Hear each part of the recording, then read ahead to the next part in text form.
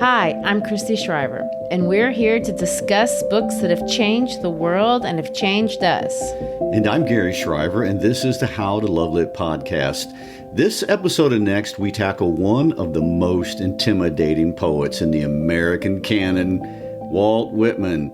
Oh, yeah. He is the generally accepted and almost uncontested, really greatest contribution that America has made to the great canon of world literature. The ones comprised of those that really intimidate, like William Shakespeare and James Joyce and Vladimir Nabokov and Gabriel Garcia Marquez and Pablo Neruda and Ovid Goethe Neitche, Dante. Man, that's impressive company. People like that. Mm-hmm. Well, he does intimidate me. Honestly, he baffles me. The things he says seem easy to understand, except I don't actually understand them. They're beautiful and interesting, but they're also uncomfortable. People love his writing and always have, but he's also very offensive, and he offends equally. The prude and religious will be offended, but so will the secular and the intellectual. He will offend the socialist, but he will also offend the capitalist. Name your identity. He references it and dismantles it, primarily because he absolutely rejects group identities like we think of them today, even in terms of nations, but in every sense. To use his word, this is how he thinks. I am large. I contain multitudes. That's a paraphrase from my favorite selection of his work that we'll read today. Ah, interesting. Well, for me, he's such a curious person in part because of the time that he emerged in, and that time was then called at that point the American experiment. And I honestly think his perspective has a lot to do from this unique time period. And of course, this is not different than how I feel about all the writers. No, we discuss, you always bring that up. I do. But being born in 1819, you have to realize the United States is only 36 years older than Whitman. So his parents were present during the Revolutionary War, and they have a real respect for what people were trying to do, and a respect for how unusual and fragile the democratic government actually was, or it really is. At least we here in the United States, we live with the feeling that this country just always has been, that democracy just happens, and that elections are just things that have always happened. And most students today in this country don't even think about it. Democracy is the normal order in how things occur. Equality and liberty are virtues that everyone agrees are important by, one definition or another. But none of this was reality and common understanding in 1819 in almost really any part of planet Earth. And most of the world looked at the United States with contempt. We were a bunch of non-educated hillbillies living in some weird cult-like schemata that wouldn't stand the test of time, and it would eventually destroy itself. And there was no culture in this country. By international standards, we had no great art. We had no history to speak of. We weren't writing great philosophies or conducting great music. And we had not produced a Voltaire or a Jean-Jacques Rousseau. And we had no Catherine the Great or Cosimo de' Medici sponsoring great artistic ventures. We were just a bunch of hillbillies. Nothings. And so enters Walt Whitman, to which he looks at all those people and says, "Whoop-de-doo, Europe, you are correct. We have none of that. And I celebrate that we do not." Oh, bold, very bold. I want to begin with this famous poem by Whitman. Of course, it's from Leaves of Grass, everything is, which we'll introduce in a second. But if you're reading the Deathbed edition, which is the one I have because it's the last one, and again, we'll explain that again a little bit later. This poem is in the beginning in the part called Inscription. So let me read America's famous words on America. Or should I say, let me read Whitman's famous words on America. I hear America singing, the varied carols I hear, those of mechanics, each one singing his as it should be, blithe and strong. The carpenter singing his, and he measures his plank or beam. The mason singing his, and he makes ready for work or leaves off work. The boatman singing what belongs to him in his boat. The deckhand singing on the steamboat deck. The shoemaker singing as he sits on his bench. The hatter singing as he stands. The woodcutter's song, the plowboy's on his way in the morning or at noon intermission or at sundown. The delicious singing of the mother or of the young wife at work or of the girl sewing or washing. Each singing what belongs to him or her and to none else. The day that belongs to the day. At night, the party of young fellows, robust, friendly, singing with open mouths their strong, melodious songs. Gary, I want to hear your first thoughts when you read this poem or heard me read the poem, but let me start by saying, notice how celebratory it is. America is singing carols. Those are happy songs, not dirges. And the song of the American is the song of hard work, not idleness, not vacation. It's not the Vienna Philharmonic, which, by the way, was founded in 1842, so not very long before Leaves of Grass was written. But America was not building art as commonly understood. We were building lives, but they were free lives, lives of ownership where people lived with the choices they made, but they got to make their own choices. This is very different than anywhere else. Places that were more cultured or more sophisticated or more idealized. We don't have serfs working for great lords or ladies. We don't even have great lords or ladies. We don't have jet setters, so to speak, or people of privilege or high cultural standing. In America, we work hard, but we work for ourselves and everyone does it. That's something we're proud of. There's no shame in labor. There's the song in that. And this is Whitman. Well, what I find very interesting in my first impressions about all this is it is about individualism. And I have to point out, you can never, ever overemphasize how badly Americans are trying to distance themselves from the feudal ideas of Europe. It was everywhere in the culture. So this is very much about homestead. It's about individualism. It's about taking responsibility to create things you couldn't do in feudal Europe, and about creating your own little corner of the world. And this is exactly the idea that Alexis de Tocqueville referenced in his really important work, Democracy in America, which you should read if you have any history interest. As a Frenchman touring the United States, he was totally surprised and impressed with this very thing that Whitman is talking about. The poem is a complete refutation of the English feudal system, and that's what Northerners loved about it. In the South, and what was so offensive to Whitman when he spent time in New Orleans, was that they were trying to recreate that hierarchical system where some people outrank others to the point of claiming they weren't even human. And that, to Whitman, was the complete opposite of what the entire American experiment was about. Well, his parents were clearly on Team America.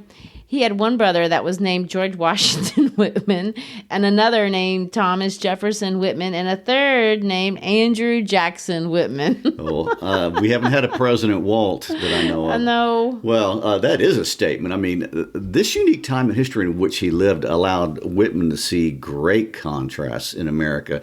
He saw democracy and success found in personal effort.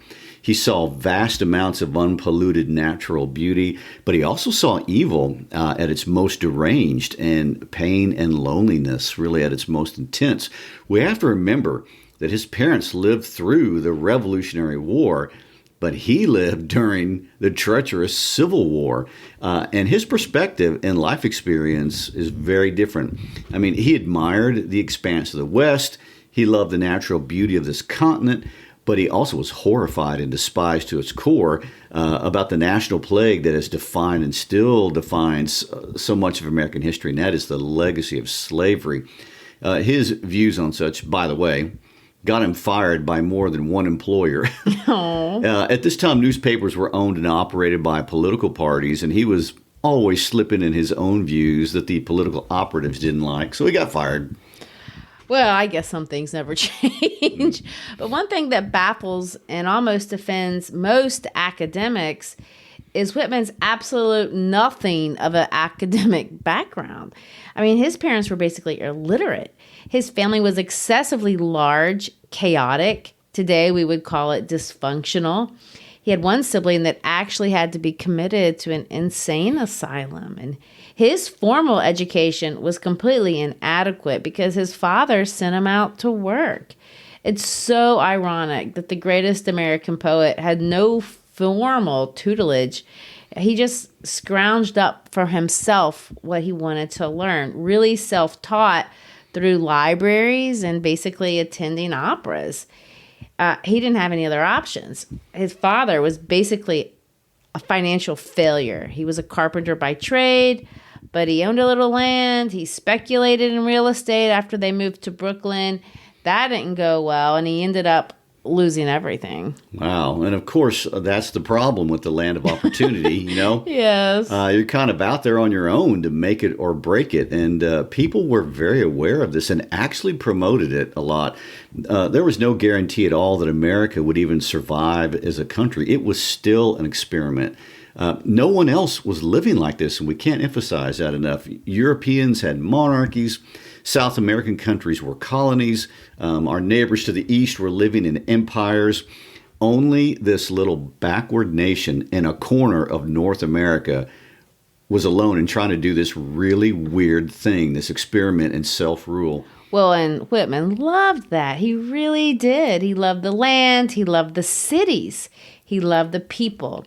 He spent the first 36 years of his life walking around and observing life, most of it in New York City and Long Island, which at that time obviously was not a suburb. But he loved the libraries, and he spent tons of time reading, and he loved music, especially opera, which we'll notice had a strong influence on how he writes. He loved learning and listening and observing, and that is what he wrote about. I heard one lecturer say that he was the first non-blind poet, which I thought was weird. That's why I can remember it. But what the professor meant was that most poets are writing about their inner life, their imagination. Think, Edgar Allan Poe and The Raven. That's all stuff that he had dreamed up. But Whitman, in many cases, was basically transcribing things that he was seeing and hearing in urban life. This was different. He would catalog it. That's the word that we use to talk about how he writes.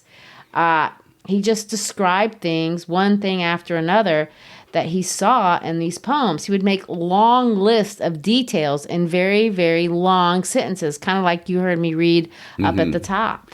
I also want to point out that it was this desire to self-educate that led him, like many of his day, to be influenced and challenged by the great Ralph Waldo Emerson. I mean, we'll do an entire episode or more than one on him. But Emerson's non-conventional ideas about nature and the soul and our interconnectedness, although ideas that were commonly accepted in the Far East, were new really on this continent and the beginning of what we would call the Romantic movement. True. And in 1855, something great happened. Whitman self-published the book, Leaves of Grass. The first version, of which there will be many, was only 95 pages. That's compared to the deathbed one, which had 415. That's the copy I have. There was no author's name on the title. Instead, on the first page, there was an image of a man, him, in laborer's clothes. Whitman only reveals that he's the author through one of the first unnamed poems, calling himself Whitman, an American, one of the roughs, a cosmos. Well, you have to look up the word cosmos in the dictionary, even if you do know what it means, just to see what's he talking about. Well, of course, we know that cosmos is a complex, orderly, self-inclusive system. Think science. So that in and of itself makes it interesting to call him. But it's also a Greek word and a biblical word, which is, I think, how Whitman probably knew it. It's used in the New Testament to mean the universe or the creation as a whole. And that's how Whitman defines himself in his poem, Song of Myself, and the context of who he wants us to understand about who he is, about his work, and who we are as individuals. We too, for Whitman, are cosmos. Well, it didn't start out very cosmic, that's for sure. No. It's a miracle Leaves of Grass came to be read by anyone. He self-published it, literally typesetting it himself. He printed 795 copies and sold almost none of them. Oh, don't you wish you had one of those originals now, though? Oh, I know. Well, lots of people do. And in case you're in the market, there are 200 that are still around. In 2014, one sold at Christie's auction for, not your auction, but the famous yes, auction. Yes, I know. $305,000. I mean, it's so ironic. Whitman struggled financially until the day he died and celebrated working people and everything he wrote. So what do you think he would think of that, Christy? Oh, I have zero doubt. He would have loved that. Totally. He'd love the money, but he would love the idea of it. Beyond being the book's publisher, he was also the book's publicist. Those unsold copies, he sent them, a lot of them, to leading poets of the day, trying, poor thing, to drum up good reviews. Whittier was said to have thrown his copy into the fire because he was so offended and outraged from the homoerotic imagery. It was just more than he could handle. But Ralph Waldo Emerson saw it, and when he saw it, he wrote Whitman back an amazing letter of encouragement. Let me quote Emerson. "I am not blind to the worth of the wonderful gift of Leaves of Grass. I find it the most extraordinary piece of wit and wisdom that America has yet contributed." And of course, to this day, many world-class literary scholars agree with Emerson. Yeah, how do you feel Whitman when you get a letter like that from Ralph Waldo Emerson? Gosh. You know, what I find humorous about Whitman is that he wrote glowing reviews of his book himself secretly, and he published them as if they were written by other people. I know. He was a big self-promoter, but he was working the influencer thing way back before, people did that. When he reprinted the book in 1865, the next year, he put that in, except he didn't get Emerson's permission to do so. He put Emerson's words, and I quote, "I greet you at the beginning of a great career," on the spine of the book, and he published the entire letter with a long reply addressing it to "Dear Master." I don't think I have to tell you, Emerson was not happy and did not receive this well. Well, I could see that as being slightly presumptuous. Well, of course it was, but I would be tempted to do it as well. He really admired Emerson. In fact, this is what he said about Emerson's influence on his writing. "I was simmering. Emerson brought me to a boil." I want us to read the very first part of Song of Myself, which is the first poem. "I celebrate myself and sing myself, and what I assume you shall assume, for every atom belonging to me as good belongs to you. I loaf and invite my soul. I lean and loaf at my ease, observing a spear of summer grass. My tongue, every atom of my blood, formed from this soil, this air, born here of parents, born here from parents the same, and their parents the same. I, now 37 years old, in perfect health begin, hoping to cease not till death. Creeds and schools in abeyance, retiring back a while, sufficed at what they are, but never forgotten. I harbor for good or bad. I permit to speak at every hazard, nature without check, with original energy." And of course, those might be some of the most famous words that people know. But this is what I mean when I say it seems like it's simple to understand, except you can read this 100 times and still be slightly confused at what he is trying to say.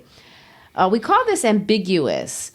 He makes you, as a reader, he forces you really to put your own interpretation, to put yourself into the lines to make it meaningful.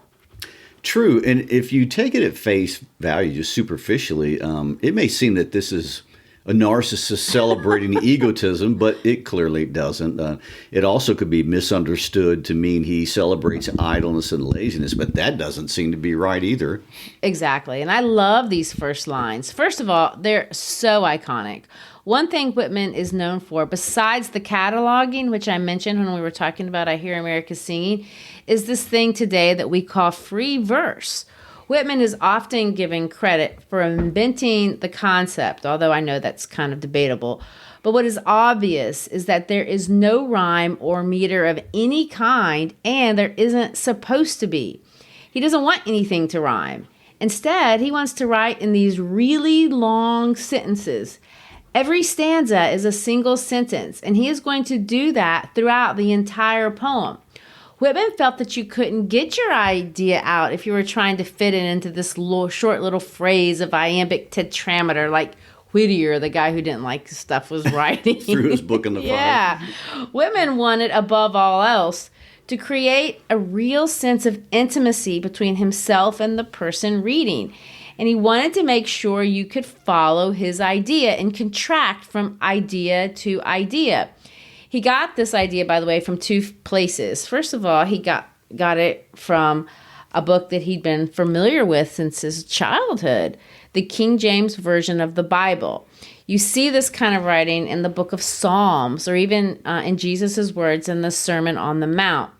But he also got the idea from the opera. Because if you think about the opera, and I hadn't thought about this till I started thinking about Walt Whitman, they do have long phrases, like figaro, figaro, figaro, figaro, but that's, Italian. Was that your audition for operatic singing?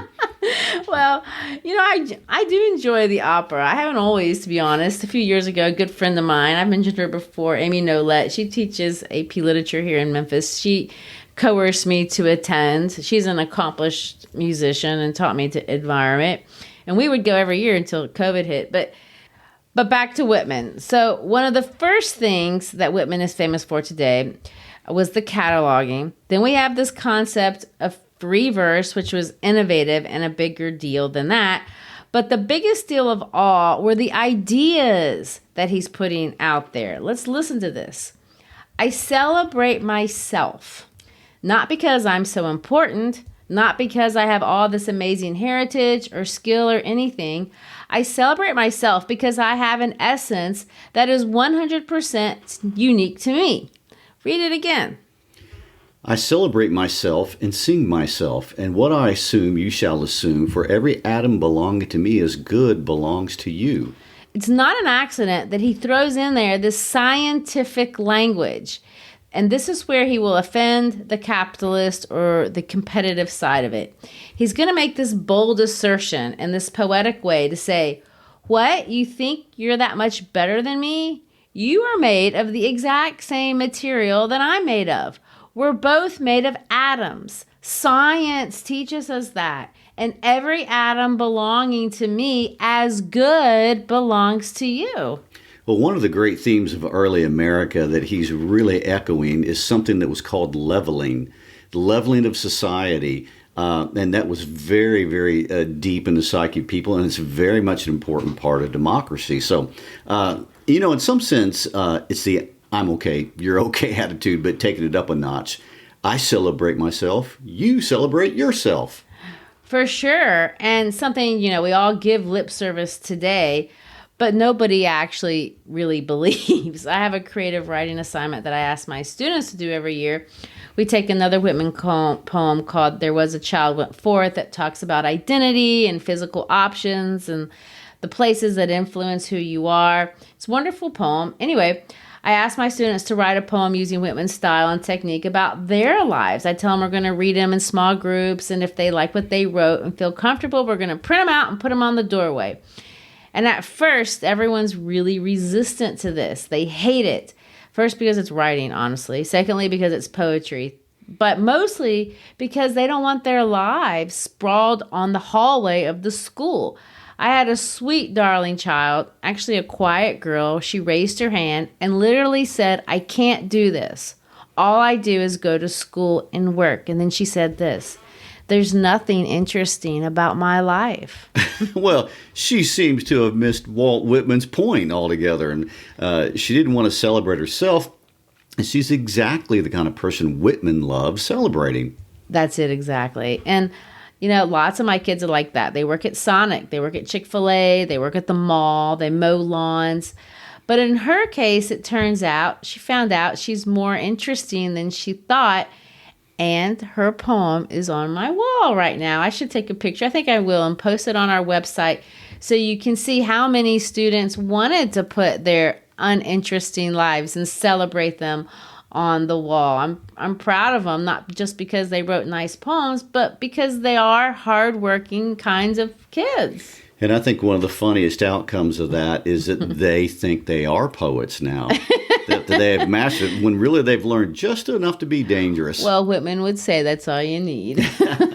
Well, I will say that the next phrase leads us to think that Whitman is a lazy person. I mean, he extols the virtue of loafing. But of course, what I know about his biography, which we'll get more into next week when we talk about his experiences in the Civil War and all that, Whitman was the very opposite of lazy. He was an extremely physical hard worker. True. Let's review those lines so we know what you're talking about. I loaf and invite my soul. I'd lean and loaf at my ease, observing a spear of summer grass. When he says, I loaf and invite my soul, he's getting into the philosopher side of himself. That is so complex, and we really don't have time to get into all that today. But it's that old idea of contemplating.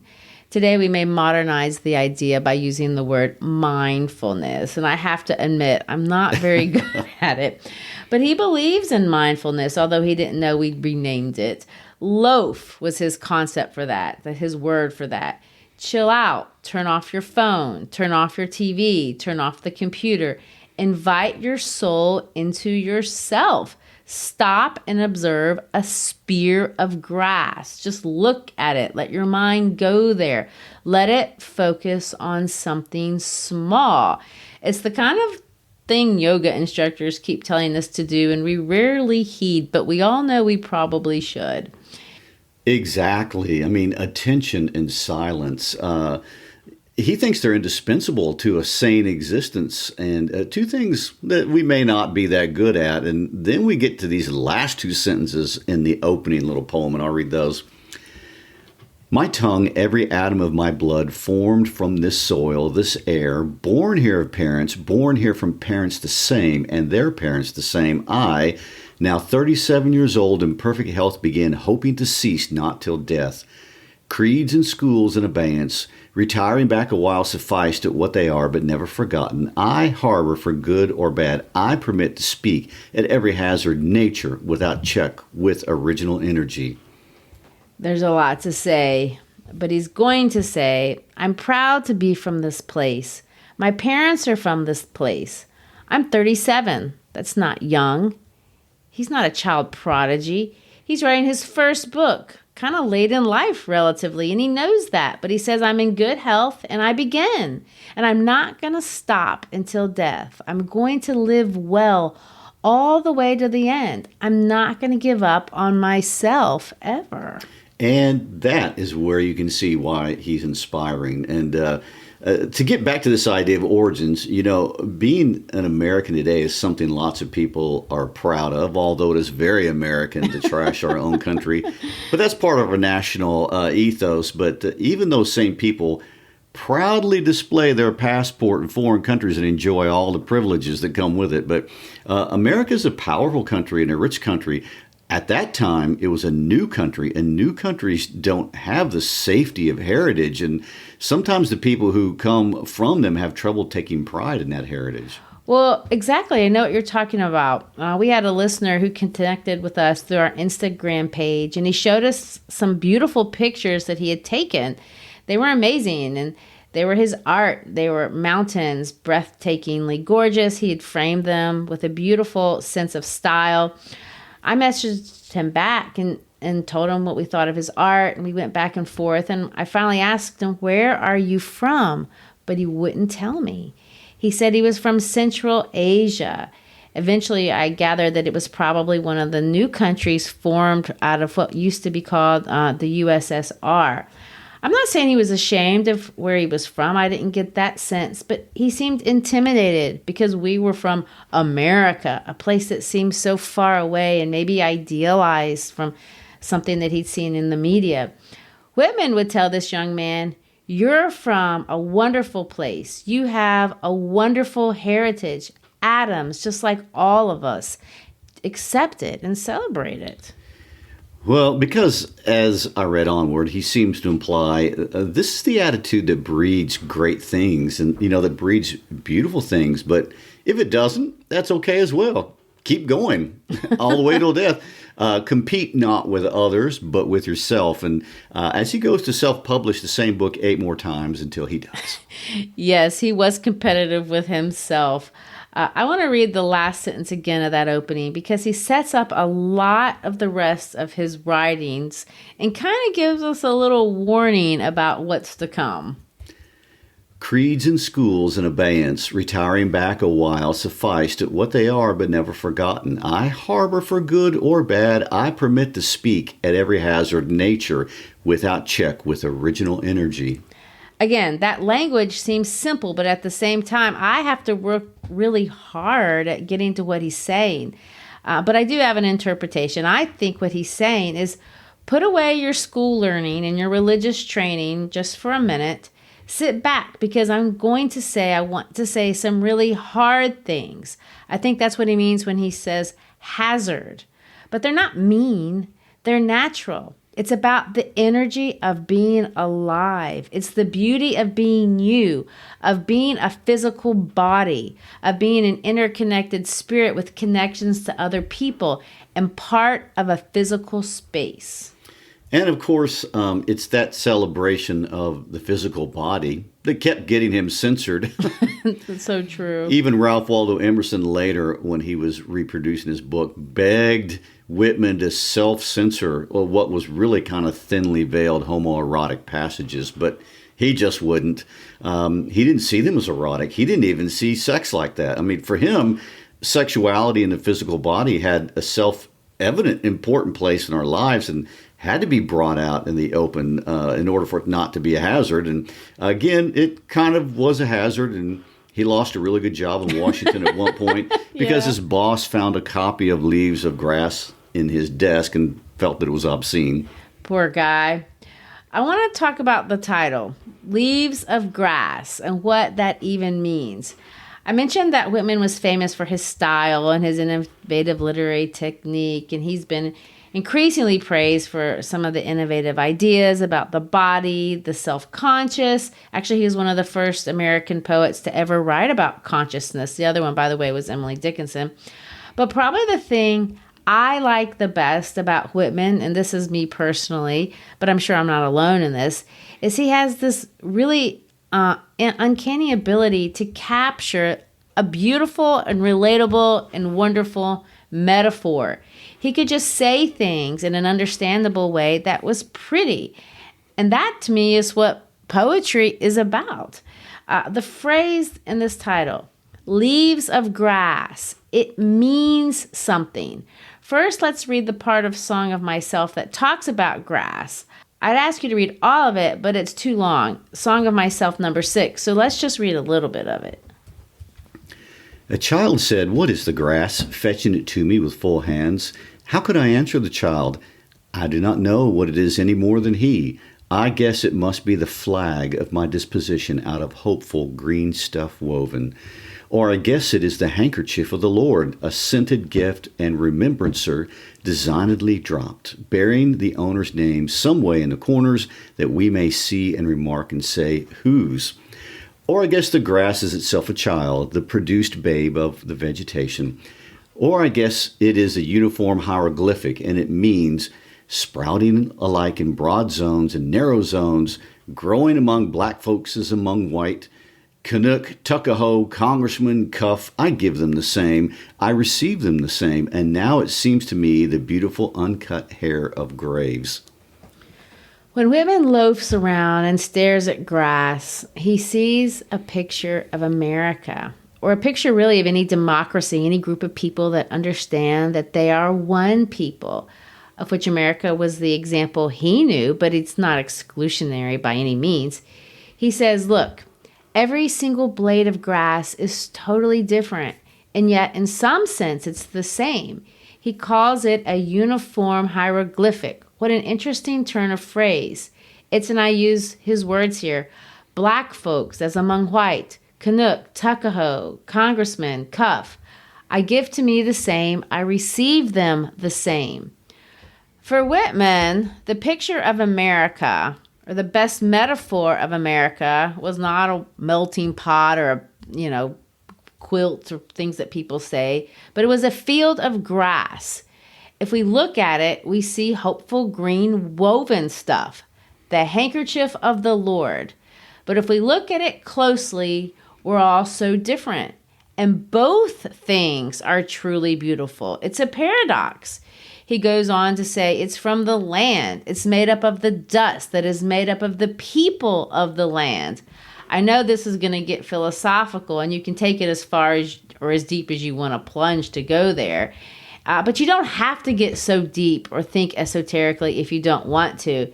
You can just lay on the grass, smell it, enjoy it, loaf on it, to use his words. I think that would be the point he was trying to make. And you know what I like about that entire image and about Whitman's entire philosophy? He absolutely spoke of diversity, but he did not celebrate diversity, not like we would think of doing today. He celebrates unity. And that's why this metaphor is the title. I mean, Whitman had a very refined understanding of how easy we can rip each other apart. And there is not more divisive times in American history than the 1850s and, of course, the 1860s, which are the war years that he lived through. He lived through the most divided time in American history, and he could see it coming even in 1855, as many people could. But during his lifetime, he would see 2.5% of America's population die, killing each other. That's 750,000 people. If we want to compare to the population of America today, that would mean Civil War casualties would amount to about 7 million people. That's how massive that is.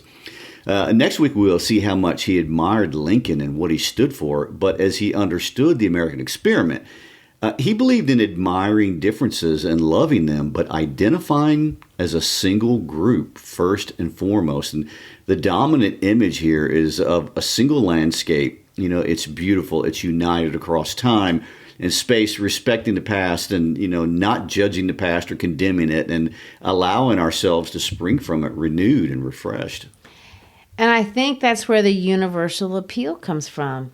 If Whitman was just about American patriotism, maybe we'd like him in this country, in America, but it would feel propagandistic.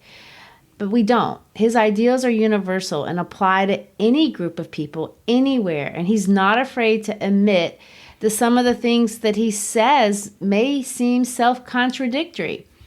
The first time I ever read Whitman, I was in college. I went to school studying political science, but my junior year, I decided I didn't want to do that anymore, and I switched to being an English major.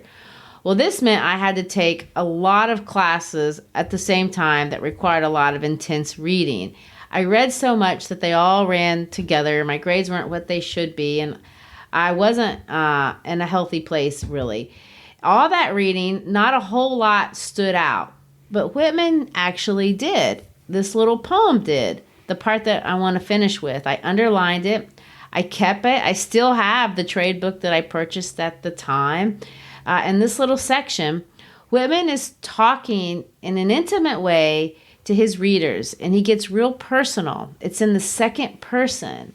At that time of my life, college for everyone was very chaotic. I had no idea what I wanted to do. For me, my mother had recently passed away. I had little idea about what my future was going to look like. I had just changed majors, changed directions at the last moment. And these famous words just stood out. Will you read them? The past and present wilt, I have filled them, emptied them, and proceed to fill my next fold of the future. Listener up there, what have you to confide to me? Look in my face while I snuff the sidle of evening. Talk honestly. No one else hears you, and I stay only a minute longer. Do I contradict myself? Very well, then. I contradict myself. I am large. I contain multitudes. I concentrate toward them that are nigh. I wait on the door slab. Who has done his day's work? Who will soonest be through with his supper? Who wishes to walk with me? Will you speak before I am gone? Will you prove already too late? So, what did that mean to you, Christy? Honestly, I really have no idea. I think the line that I liked is the one that everybody likes. Do I contradict myself? Very well, then. I contradict myself. You can't argue with that, can you? It just made me feel better because I knew I was full of inconsistencies. And Whitman just seemed to say, well, of course you are. Everyone is. To understand that is just to be honest. Let it go. Concentrate on what is near, what you're doing today, supper, that sort of thing. If you're successful, that's great. If you're a failure, what difference does it make? We're all the same atoms. We're all just leaves of grass. And that just kind of made me feel okay.